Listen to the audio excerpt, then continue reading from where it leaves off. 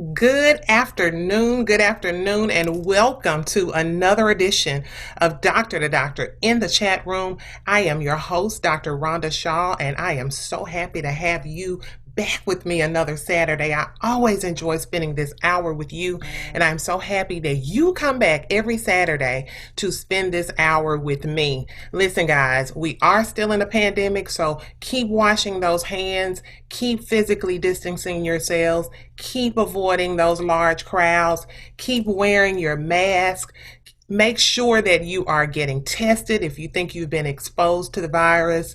Go out there and check on tn.gov and see how you can get scheduled to get your vaccine, because at this point in the great state of Tennessee, anyone 16 years and over can get vaccinated. So go and do that. If you've been fully vaccinated and you're thinking about traveling, go out there and check the CDC website for travel guidelines. They've got some good tips for traveling and tips for other things in terms of how to use those necessary precautions to stay safe. We want you guys to be safe. We want everybody healthy, and we want to see you on the other side of this. Again, thank you for being here. Another great show coming up today.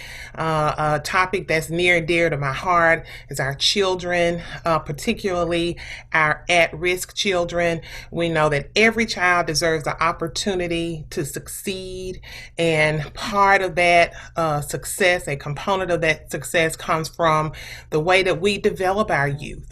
And in terms of how we develop our youth, we want to prepare our youth to meet the challenges of life, to meet the challenges of adulthood, and so that they can just fully achieve to their fullest potential. And I have a great guest today that you are going to hear from in just a little bit. There are so many wonderful organizations around the world that change the lives of children every day, and they do that through developing our youth, and their efforts are so needed. There are some just horrifying statistics about some of our youth, our at-risk youth. For instance, 24% of the total U.S. population is actually under the age of 17 years of age. And 40% of that population live in low-income families. And what that means is that they are at or below 200% of the federal poverty level. That's pretty alarming. We know that children that come from low-income families are more likely to have sex under the age of 16.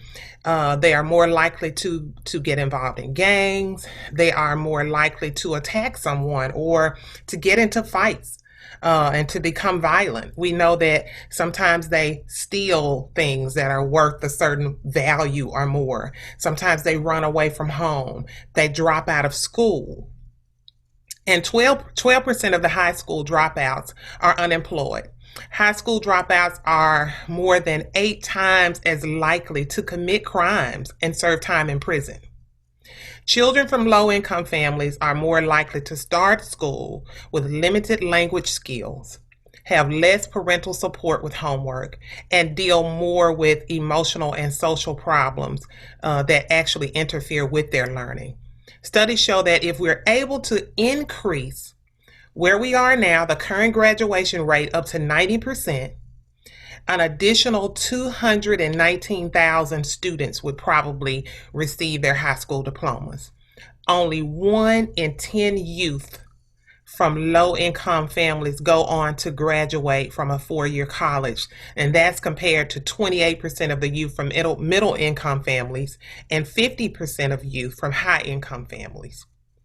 Students who live in communities with high levels of poverty are 4 times more likely to be chronically absent from school.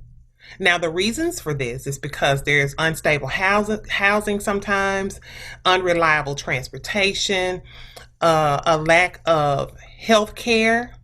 By the 6th grade, chronic absences become a leading indicator that a student will probably drop out of high school. Studies also show that children raised in poverty are more likely to lack the basics in life, such as food, clothing, adequate housing, and health care. And nearly 45% of children living in poverty are overweight, or obese, compared to 22% of children living in households with incomes 4 times the poverty level.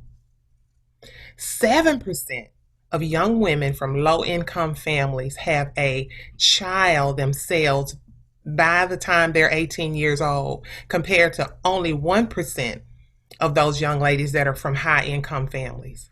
So there is power. There's power in youth development. And the positive outcomes of youth empowerment programs are improved social skills, improved behaviors, increased academic achievement, increased self esteem. And then there's just overall increased efficacy with our children that are developed properly. Young people who are surrounded by a variety of opportunities for positive encounters engage in less risky and ultimately show evidence of higher rates of success and transitions into adulthood. They participate less in those risky behaviors. So we want to salute all of the organizations, the individuals, and the volunteers that provide and support youth development programming around the world. See, you are the people that are improving the lives of children right now, which is going to make it better for generations to come, and we thank you. Speaking of which, I have with me today Mr. Joseph Jordan, Joe, with the Boys and Girls Club.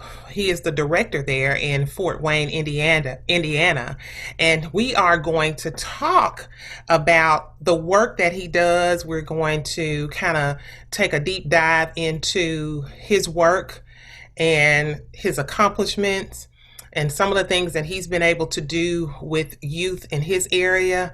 And hopefully, we can grab some of the tips and some of the things that he's done and use them in our own areas. We are so happy to have him here with us today.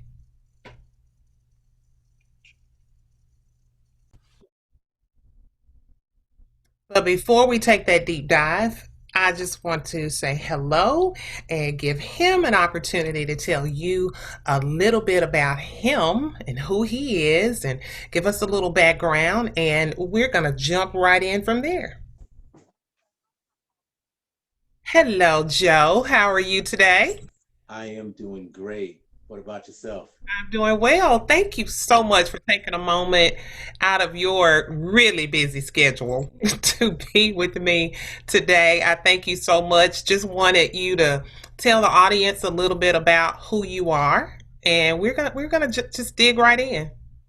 Well, thank you. Thank you for having me this Absolutely. afternoon. Actually, I'm honored to be on your show. Heard so many great things about you. Thank you. So I'm a really simple person. I'm Joe Jordan. I'm the youngest of 10. Uh, 7 boys in our family. Grew up in a very economically challenged area. Mhm. We mom and dad were hardworking people, faith-based people, Yeah, but they traveled from south to north to try to find a better life for the family, and so they were just good-hearted people that believed in God and believed in doing the right things, and actually espoused us to do the same thing. And so I'm very very proud of my family, giving the humble beginnings that we've had. All 10 of us are very productive yeah. people Oh, wow. because of my parents. Yeah. So, I often say that you don't, and we're going to get into the work that you do. I often feel like people don't just get into this work, it just kind of evolves. It comes with your life's experiences and all of that. And when you talk about coming from humble beginnings, I can see kind of like where you started. And I want to talk about how you got here, and I think a good place would be to tell us where you are right now and then bring us up to date. Well, currently I am have the pleasure of serving as the president and CEO of the Boys and Girls Clubs of Northeast Indiana, which is a real privilege. Every day I have an opportunity to impact the life of a child, and Hmm. I take it very seriously, and I understand the responsibility behind that, even though it's a great joy but there's a serious responsibility. And so that's where I'm at now. How I got here, you know, I never, when I was younger, I never said I want to be a CEO. I just made a commitment to be a servant.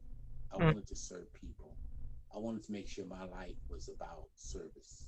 Um, when we were younger, we had this extended family. I played basketball, so I had a lot of caring adults around me, in and out of my house, and and I contribute that to my to where I'm at today because I had a support system. I understand the significance of a support system, and so for me to come full circle and provide a support system for kids who are in challenging situations, it's like it's like God said, you know, and I do believe this space that I'm anointed to be here. Mm. Um, I love servitude. So I'm still in kind of in the Black History mode. And when I meet people of your caliber, and particularly people that are about servitude, I often wonder, like, are there any firsts for you as you've had your journey? You know, are there things that were first for you? And if they were, did you realize when they were happening or when you were transitioning into those things that it was a first and that you were actually going to be in the books? Yeah, you know, athletically, I am in the books. I played small college basketball and Okay. not really understanding the significance of it when I was in it. But Mm-hmm. as I go to visit the campus and see my pictures on the walls and my Yeah. name still in the record book, it means a lot to me because I wanted to, we all have to leave a legacy, right? And Mm-hmm. I can say that I left a legacy in that particular university. Um, but Yeah. also um, very proud of that because, you know, I show up the way I show up, right? There's no hiding the fact that I'm a black male. And Mm. so I understand the responsibilities of that because the plight of black males is very difficult, right? And so to make sure that we leave an impression on people that's very, very positive so they can kind of enhance their perspective on who we are. So walking into this job, I'm the first black executive director of Boys and Girls Clubs of Fort Wayne, Wow. Northeast. And I didn't so, know that when I was asking that question. I didn't even know that. Yeah. yeah, and I take a lot of pride in that because when I leave, I don't want them to be scared to hire another black person in this responsibility. So it goes with me, right? And every day, I take this blackness with me, and I'm very proud. I'm a very, very proud black man, and I want to make sure that people see us in a positive light, and I want to do my job to make sure that happens. Mm-hmm. Mm-hmm. So, and I mean, and then it gives you the opportunity, you know, as you do the work, and as you set the example every day for the children and the youth that you serve, you know, when you can talk about that you're on the walls and you know, as a basketball player, when you can talk about, hey, I'm the first black that did this, you know, I think it's just so good when they can see it, right? When they can see it happen. Yeah, that's why you do it, right? That's why I do it, right? I don't do it for self gratification. I mean, of course, we all like to be recognized and appreciated and valued, but at Hmm. the end of the day, it's really about what you're giving. You know, Right. what are those kids seeing you? They see you, and you want to make sure. That's why, you know, I wear a tie every day to work. I wear a tie every day to work because I know these kids are looking at me, and Mm-hmm. it's, you know, do I want to wear a tie? Do I have to wear a tie every day? Mm-hmm. But I do because I want to make sure that these kids see a professional black man every single day. When they walk into this building, they see a professional black man because they don't get a chance to see that out in the community all the time, particularly, you know, in an area in which we are, they don't see that. And so it's important to me what impression that I'm making on our children. That's So my this is a biggest. great segue. You know, I won't ask, are you a change agent? You are definitely a change agent. You know, why? You know, why do you think you are, and why do you think who you are and what you do um, sticks? You know, I it think helps to prompt that change. I never consider myself a change agent, but I am, I guess. I mean, because I've been able to, God has blessed me to be in positions that will of influence, that I could influence change, and I've been able to do that Mm-hmm. through my work, not only at the club, through my commission works, through my board works, but um, I'm just a passionate person. I just believe that my biggest gift is my passion to serve. And Mm-hmm. so when you put your passion into something, you can't help but change what it is that Mm. you put passion in. And Mm-hmm. so I followed my passion all my life, and God has blessed me to put me in positions in places where I can live out my passion and make changes. So it's about passion to me. I lead with passion. Mm-hmm. Have you found that you just kind of it just kind of happens for you in life? You know what I mean? Like you don't go looking for things. Like it just kind of happens, and it does confirm and affirm. I think maybe the ministry portion of it. You said it very well. Again, I lead with passion. I just live my life where I honor and respect everybody I meet, even the person that has a hood on their head. I Yeah. still find goodness in them. I keep my heart pure, so my spirit can be pure to attract like spirits. Mm-hmm. It just manifests. It's amazing. People ask me all the time, how do you build these incredible relationships in our community with, I mean, from the mayor down to the people that's homeless. How do you? Well, simple to me. You treat everybody like they want to be treated. They all are children of God, whether they got $1 million or whether they got one penny. Mm-hmm. God loves them just as much as He loves you. So Mm-hmm. you have to respect. You have to respect that. You have to look at them to say that that's person is loved by God, and God loves me and loves that person just the same. So why should I treat that person any differently? So I found that just passion, relationships, and treating, honoring people is a pathway to anything, to a productive life. I really do. Yeah, I remember one of the best relationships that I had in the setting was with the custodian. you know.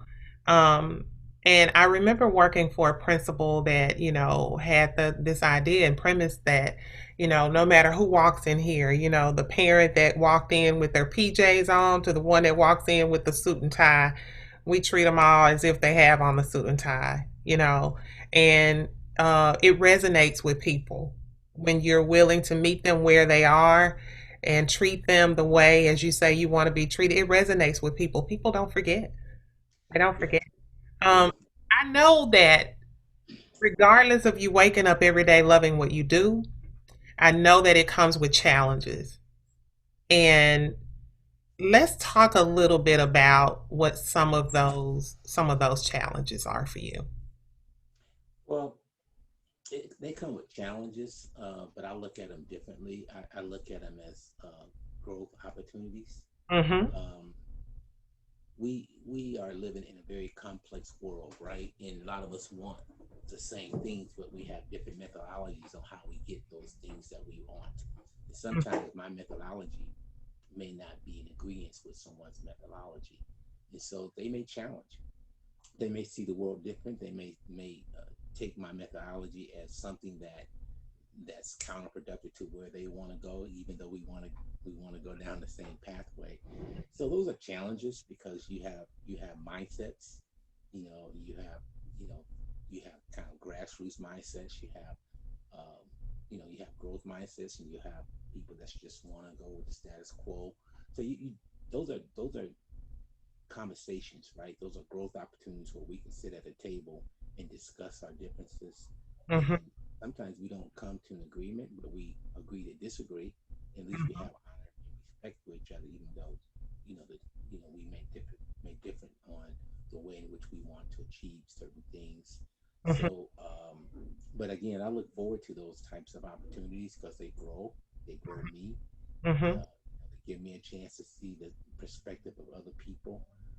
And sometimes I even change my mind on the way I'm thinking because I'm sitting down with someone and Mhm. they're sharing their perspective in Mhm. the why they're doing what they're doing.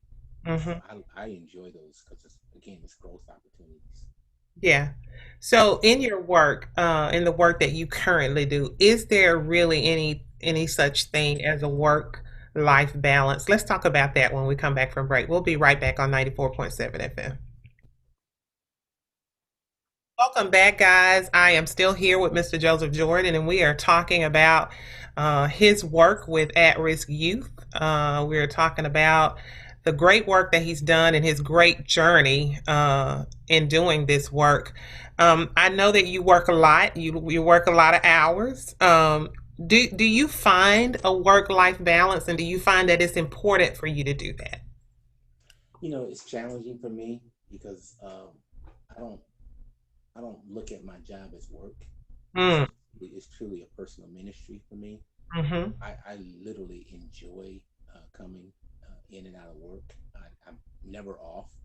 I've practiced this belief that sometimes I wish I wouldn't, but I do want to be able to give myself away before I die.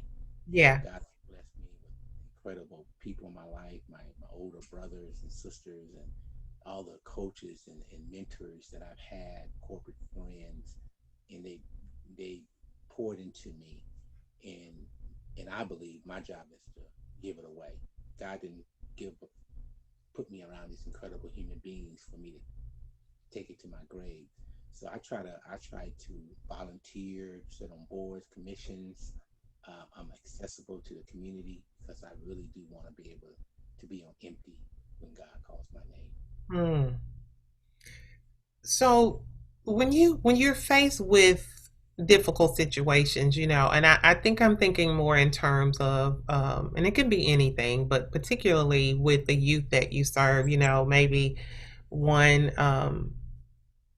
that you really struggle with, it's some that you've really struggled with trying to get them on the path that they, how do you approach the difficult situations that you have? Well, I'm a man that believes in the power of prayer. Mm, And I ask God to lead and direct my thoughts, my words. Um, and sometimes it's difficult, right? I mean, there's a very, very difficult situations when kids are in need and they're not getting what they need. Um, but I've been in this space, not for profit space, working on behalf of families and kids for like 30 years. So I've seen some trouble situations, and I've learned that um, you have to put all you can into it. But sometimes that's even not enough. mm-hmm, But as long as you can look yourself in the mirror and say, "Did you do all you can?" Um, you have to move on. You can't stay stuck. It's hard, but you can't stay stuck because God has put you in that space to help. And so you do all you can, and you keep it moving.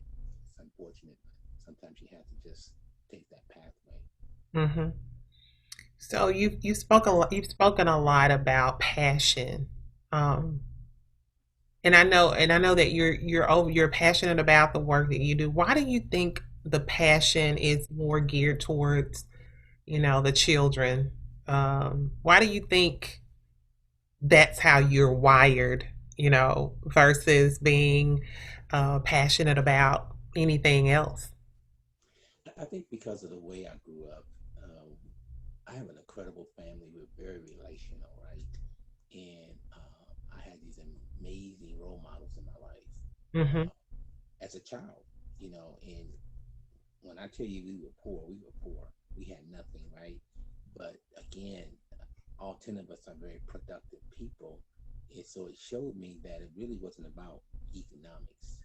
It was about relationships. It was about people believing in you and patting you on the back and pushing you forward, or, or spanking you when you need it, right? And disciplining you. So I know the pathway for children is very possible no matter what conditions they're in, because it's not about economics. It's about a support system, about somebody believing in you, pushing you forward, guiding you, directing you, being there, listening to you when you need it. That's really what it's about. And I've been here at the club for 13 years, and I see it. I see it happening every day when these kids are coming in here and they're talking to my team, and sharing the most intimate things just to make sure that they have someone listening to them. they're not invisible to us, right? When they walk in this door, they're very valued and loved, and we expect things from them. Hmm. So that to me, that's the best thing you can give a child is a higher self concept of themselves, and that's what we do. And so that's where my passion is at because I've lived it. I see it every day, um, and it doesn't take a whole lot of money.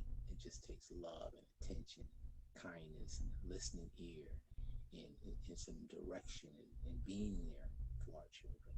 So that's why I chose my passion is probably geared toward children more than anything because they're so innocent and it's Hmm. like they're right there. All you got to do is pour Hmm. into them, and you can see what God has for them because everybody has a purpose on this earth, and we just got to find out what that purpose is for that individual and help them get there.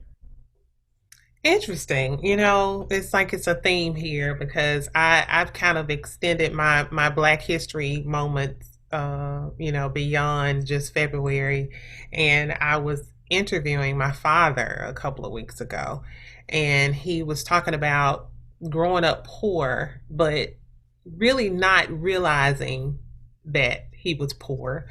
I just hear a theme here, and he talked about how anytime his father introduced him, um, he would say that boy's gonna be something, and and he said, and I just felt like I needed to be something, and that there was nothing because I had somebody saying to me, just the power of words, and to hear you extend that with saying, because I've never really heard it put that way, like it's not about economics. Because I've actually said, as having a background in education, that there are three important things: economics, exposure, and eating. Kids come to school, they were hungry. You can't learn when you're hungry, and the impact of being exposed to, going to Africa as opposed to reading about it. So that exposure, Yes. and Yeah. then the economical part of it, in terms of when you don't have money to get the resources and blah blah blah blah blah. But I hear you, and I hear you clearly. It's not just about economics, because you can be hungry, but you can have a covering of support around you that can get you beyond the even the hunger pains. I can see it. Yeah. Yeah. So all those things that come if you have a higher self expectancy, Mhm. self worth of yourself, right? Because you are going to make decisions that's going to benefit you and the people you love. So you'll get those things, right? My mom was not educated. I think she was a fifth grade. My dad was a sixth grade Mm. dropout because of, you Mhm. know, situation back in the South, back in the Mhm. day. But they believed in education. And Yeah. so all of us thrive to go to college.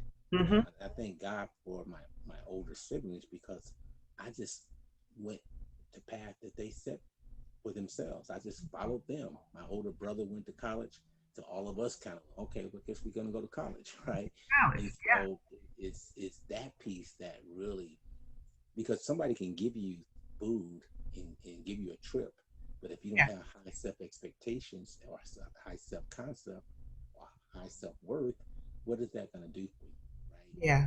And I think those things are important. Don't get me wrong, but I think first you got to start with yourself. I hear you. Yeah. Um, so when I think about, what the statistics show in terms of um how the at-risk youth are categorized, ethnically, and, the race breakdown and all of that. How have you been able to add a sense of diversity to the organization, where you are right now? Because I think it's important too that children see themselves. Extremely important. And so I have probably the most diverse club in Indiana, really. I have a lot of strong African American males working with our children Mm-hmm. because I understand a lot of the children that we serve, which is 73% of minority kids don't have strong male figures in their lives. Mhm. Some of them, most of them are from single parent homes, Mhm. female led homes. And so it was important to me that they seen a strong African American male every day. And Mhm. so I've employed a lot of those individuals, very, very diverse workforce, and it's extremely important um, that those kids see themselves in the people in which they're aspiring to be. And Mhm. so, so it's important to me, and we've been able to accomplish that. Mhm. So, as a female, I actually think that the female role in terms of changing our young males is very important too. Oh, no question, no Okay. question. All right. I No, didn't know no, no. if you would It's agree important, or and not. from a particularly from a black female perspective, I think you guys are the backbone of the black community. You've been there since day one. Mhm. Uh, Not to undermine that, but I do think it's important that see the black boys and black girls see a strong black male, so they can understand what that looks like too. No, So I was you guys, going to ask how, have you been able to, maybe have a mixture because I just don't see a lot of gender specific programs around where I am. I don't see a lot of gender specific programs. And specifically, I see more that seem to be geared towards our young men because, it's kind of like we're trying to get our young men, what I'm saying, ready for the world or whatever. And I would love to see some more gender specific as it relates to the girls because I feel like the girls can draw the boys, right? Particularly, in adolescence and all of that. So, do you have any gender specific things going on, not necessarily in your program, but in your area that have shown a lot of success, specifically yeah, with girls? we have what we have our flagship programs are we call it Smart Girls, Okay. which is a program that's gender based. Mhm. All young ladies go through that program. I'm sorry, my lights Okay. go off when there's no movement. And then we have a program called Passport to Manhood, Hmm. uh, which is gender based for males. So Okay. yeah, we conduct them programs 4 days a week, and they're all talking about uh, young ladies are talking about young lady stuff, young men are talking about young men stuff. So Hmm. yeah, we believe that there's some conversations that need to happen with those two genders separated because again, you get males and females together. Sometimes there's some influential things that they're trying to do. You can't get to the root of the issues. So yeah, we have gender-based programming, which are two big programs of the Boys and Girls Club. Okay, awesome. So when we go back to the younger Joe, what do you say to him? I would I would say that the younger Joe was focusing on things that really didn't matter, right? Mm, We invested some time and some things that yielded no return. hmm. Uh, Very proud of the younger Joe. He definitely had the right heart and stayed out of the way as far as crime and Yeah. drug. Always been faith based, but certainly I would say focus your time and energy on things that just gonna high return. And uh, as a young man, I wasted a lot of time on stupid stuff, Hmm. right? Uh, so I would tell him to focus on things that's gonna be relevant and leave a legacy. So that's what I would tell him. I mean, but don't most young men, have those that and women too. Young girls, have that moment. Rarely do you find a young person that's just really on the straight and narrow. I think all of us can go back into that moment.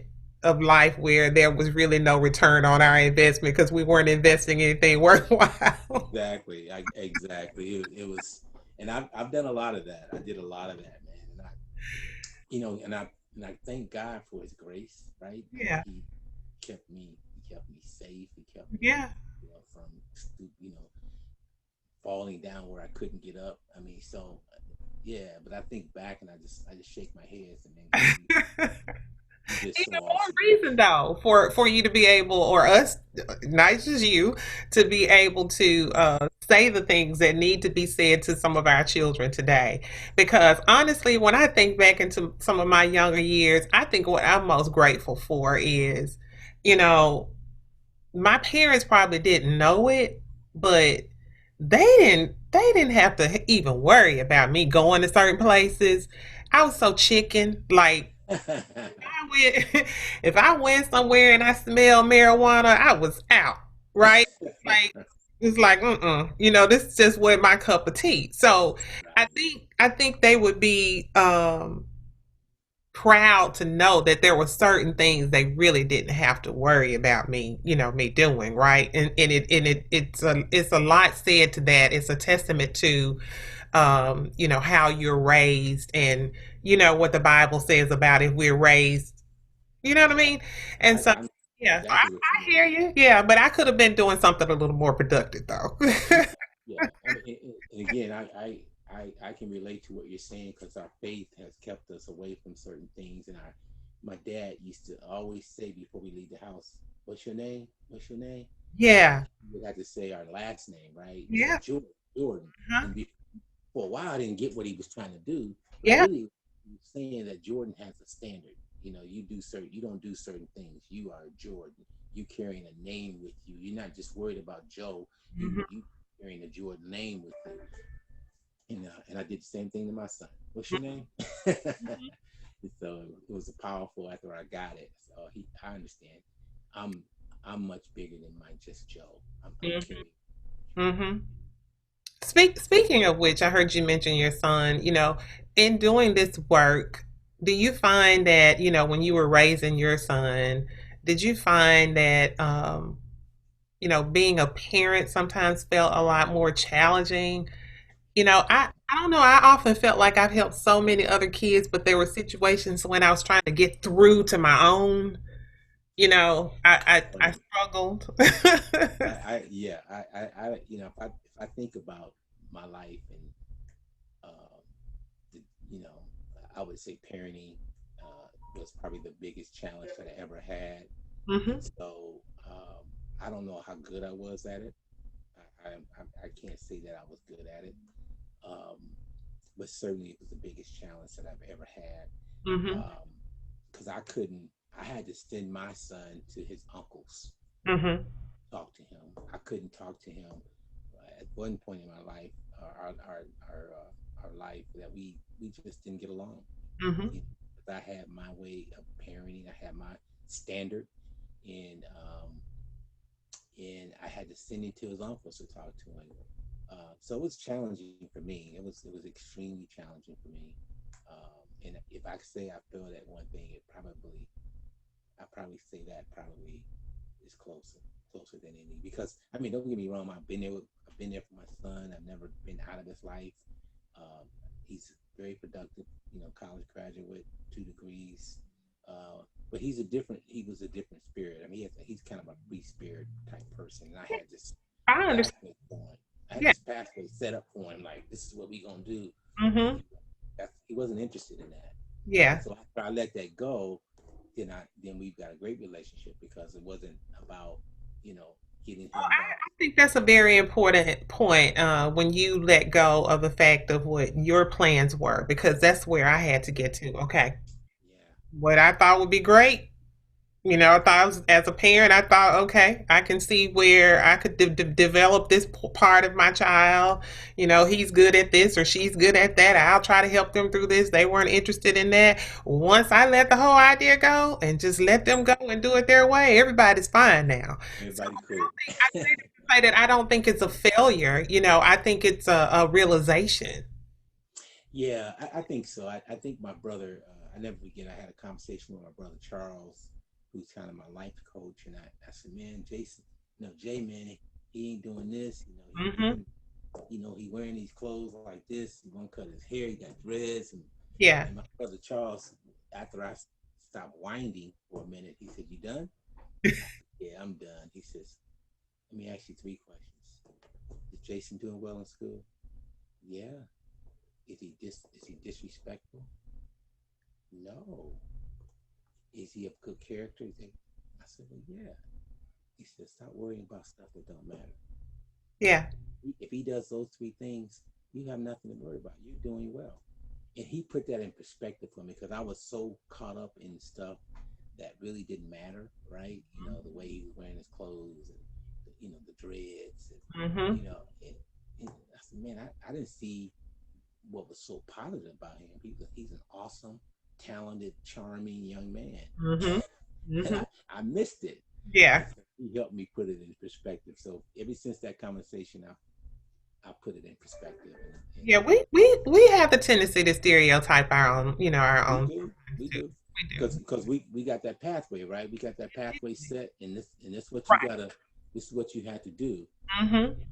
So yeah, he helped me a lot. Yeah. Well, I'm kind of like your brother. I got three questions too that I want to ask when we come back from break. We will be right back on 94.7 FM. I am here with Mr. Joseph Jordan. Be crazy.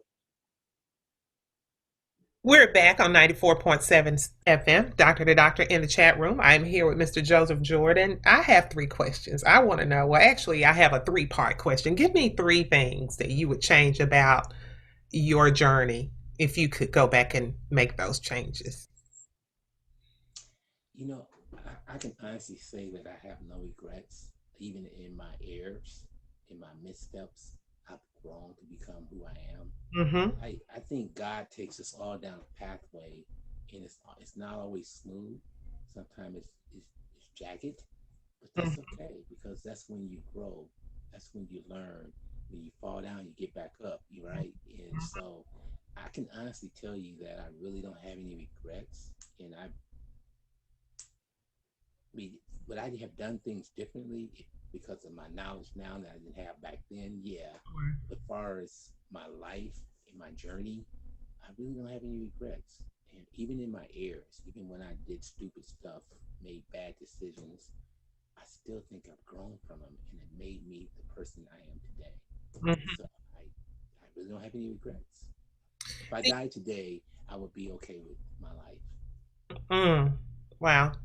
Do you think that it's been easier to share your we were just talking about our children before we went to break. Do you think it was easier for you to share your errors and your mistakes with the children that you work with versus with your own child? Because for me, I think if I could go back, I would be a little more honest about, I may have said, well, I'm telling you this because I know I've been down this road or whatever, but I would probably just be a little more transparent, so that they really understand. I think it's hard sometimes when I look back at my own life, it's hard to see your parents as human beings. You just see them as parents and they are your guide and so. Yeah, I think one of the gifts I have, I'm pretty transparent. I'll be the first one to admit when I make mistakes. Uh, I was transparent with my son. All the things that he was doing or trying to do or going to do, I did it, right? And I told him. I told him. And same thing with our kids. When I get in front of my kids, they see, oh, that's Mr. Jordan, the boss. But I I I break it down. This is Mr. Jordan, the boss. But let me tell you how Mr. Jordan got to be the boss. Mm-hmm. I flip burgers. I worked in parks with kids. So I've done all those things that help build me to where I'm at. And so, because kids look at you as they look at you from where you are, but they don't understand the journey. And I think it's our responsibility to help kids understand the journey. Mm-hmm. It didn't happen overnight. It's been Right. 30 years I've been in this space. So I want them to understand the journey. So I try to be as transparent as possible because I tell them all the time, if I could do it, anybody could do it because there's nothing special about Joe Jordan. I'm just focused, hardworking, and by the grace of God that He put me in a place where my passion lies. Hmm. That's it. So I've done a little research. You were named the CEO of the year in the state of Indiana for the Boys and Girls Club of America. Um, there were so many other things that accolades that I read about. Um, talk about the sacrifices that come with the honors and the accolades that you've received. Yeah, there's tremendous sacrifice. I mean, as you know, and I'm honored that they would recognize me in that way. Hmm. It's still sometimes unbelievable to hear it, right? The Hmm. accolades I've gotten and awards I've received is still very, very humbling to me because I'm just really trying to do the work. I'm trying to leave a legacy of Hmm. giving and Hmm. for our kids and our families and our community. So I don't do it for recognition, but there are sacrifices because I work long hours. When you're in a space where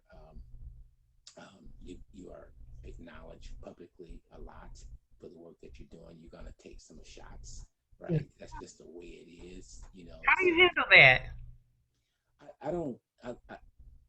It used to bother me back in the day, but now it's motivating me Hmm. because I use haters as motivators, and I Okay. don't.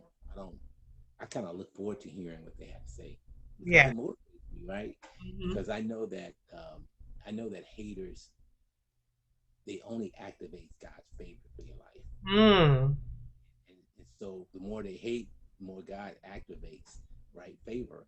And that my life has been about that, right? It's been about haters uh, activating God's favor for me. And again, I keep my heart pure, and I don't hate people who hate me or hate on me. I would never do that because it's hurting me more than hurting them. Mm-hmm. And my brother told me something a long time ago that impacts my life today. He said when people act do something against you, he says take away, don't take it personally, and then take away the sin from the person so you can continue to have a relationship with them. Don't take it personally, and then take the sin away from the person so you can still interact with them in a pure heart. I will Uh, hold on to that. yeah, it's rich, right? It's rich, and it's helped me so much because I deal with so many types of people Mm-hmm. that I sit at the table with that's probably not looking for me in a favorable way or not trying to, Yeah. help in a favorable Have your way best for them. interest at heart, right? Mm-hmm. Yeah, but I can sit and talk with these people because I've taken away. I don't take it personal, and I take away the sin from the sinner. And it's growth. I'm telling Yes, you, it is surely growth. it takes it definitely growth. I mean, it didn't happen overnight for me, but Hmm. certainly I'm there now, and I feel good about that because I feel like I can sit across the table from anybody and have a conversation with them without having a mean spirit. Hmm. Yeah. I had a young lady share with me once, the scripture, we wrestle not against flesh and blood, but, right? So she said, so always remember when you're dealing with people like that, you see the person, I'm looking at Joe, but that's not really Joe Right? that I'm dealing with, right? So I Yes, think it's yes. kind of an alignment to that, but I'll remember that because I think it can really propel us in a positive way in our lives. Because when you're working in this line of work, you have to deal with people. You got to deal with them, and and again, I mean, I wish that we were more like that. Mhm. Sometimes even with each other, as Yeah. African Americans, man, we struggle with respecting and honoring each other because we're emotional beings anyway, right? But Hmm. we've got to learn to you know, put it in perspective so we can really work together. Because if we work together, we're going to be in much better shape than we are now. Hmm. Hmm. Sorry about this light. No, you're fine. So, there are so many in this field and others, but there are always the new buzzwords, and I think one that we're hearing a lot now is wraparound. Are you guys using a wraparound approach to work with the youth that you serve? Oh yeah, yeah. We always looking for new ways, new partnerships, new collaborations to make sure that we have a wraparound services for our kids and families. So Mm-hmm. what we're doing now is focusing on a lot of parents.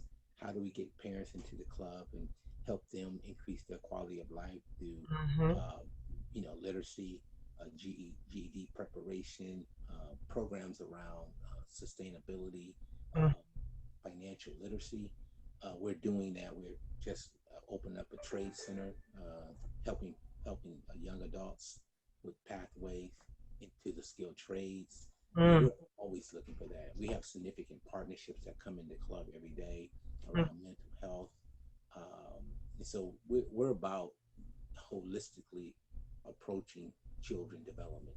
You have to work with the parents to get that done. Yeah. Talk about some of the challenges that the children face, the children that you serve face. Talk about that. I mean, they're coming from an impoverished environment, right? I mean, and academically, they're not um,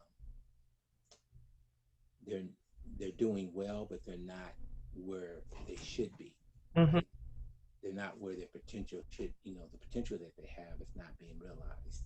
And unfortunately, a lot of kids that we see are kids that most of our community don't see, don't Hmm. know, right? And so the challenge is how do we make children feel valued? How do we help them understand their potential? Um, how do we find their gifts? Because I believe we all are. God has enabled us all with special gifts. We just got to find them. And so, how do we help kids do that when they don't have the exposure and opportunities that you spoke of earlier, right? Hmm. You don't know if you're gifted, if you can be a gifted sheet metal worker if you've never been exposed to sheet metal Hmm. industry. So just helping kids finding their gifts and talents and help them understand what they do today will impact their tomorrow. So connecting those dots. And I'll never forget when I was younger, my mom and brothers and sisters always told me just, do well in school and then you'll have an opportunity to do this and this and that. And I've always kept that in my mind, and that kept me straight. That kept me because I saw a pathway. I Hmm. saw the end of the tunnel. A lot of our children don't have that perspective. They don't have that viewpoint where they can see the end of the tunnel. How do we help them see the end of the tunnel so they can start focusing and answer that question? Why am I doing this? Why am I taking algebra? Why am I taking geometry? How do Mm. so that's to me that's the biggest challenge with our children is just really homing in on them, helping them understand who they are, helping them understand the connectivity between today and tomorrow and the next day. It's really the biggest challenge. And just meeting them where they are. Definitely, you have to meet them what they are. I mean, we just built a brand new Boys and Girls Club, and we have some things in the club that maybe a donor who don't understand where our kids are say, why do you have an e-gaming room? Why Hmm. do you have a dance studio? Why do Hmm. you have a workout facility? Right? Because we have to meet kids where they are. If we don't do that, we'll miss them. We'll miss them, and we can't just think that we can give them what they need. We have to meet them where they are, and then give them what they need. Mm. Yeah. You spoke of mental health briefly a moment ago, and that's just something that's so taboo for for our community, our culture. Yet, I think we are moving into a place where we are talking about it more. Um, does your organization provide, those trauma informed resources? Do you work around the whole idea of adverse childhood experiences and those ACEs that kids experience? Because I don't think you and I, when we were growing up, we understood those things, right? I look back and I'm like, oh, I probably should have Yeah, we all should have been help some right there. mental health. Yeah, that's big for us. We were very blessed to have a what we call a therapist on staff who dealing with children. with behavior problems. We started a program a year ago dealing with kids with behavior management problems, kids who may get kicked out of school, doesn't do well in that setting. They come to the Boys and Girls Club during the day and keep their academics while we do some character building and some Mm-hmm. case management work with them. We also have a mental health facility that comes into the club 3 days a week, just to help us manage those behavior problems, or if there's any potential crisis in families' lives, they're there for the family and the child. Um, we had a lot of situations where we had kids that were dealing with deaths of mom, dad, granddad, because of COVID-19, and also violence, quite frankly. So Yeah. we've always provided services to those kids who were traumatized Mm-hmm. with our extended partners that we have. So Yeah. yeah, we're big on Yeah. I mean, in ACEs, we don't ask the question, what's wrong with you? We ask what happened to you. And I think that if we can just get to a point where I something happened right before the pandemic, in a business, in a like a putt place or something here, and it was like this really violent situation where these kids were fighting and turning over the tables, and they were like, on social media, and they were talking about, these bad kids and blah blah blah, and I'm like, you guys see a bad kid, I see a traumatized kid.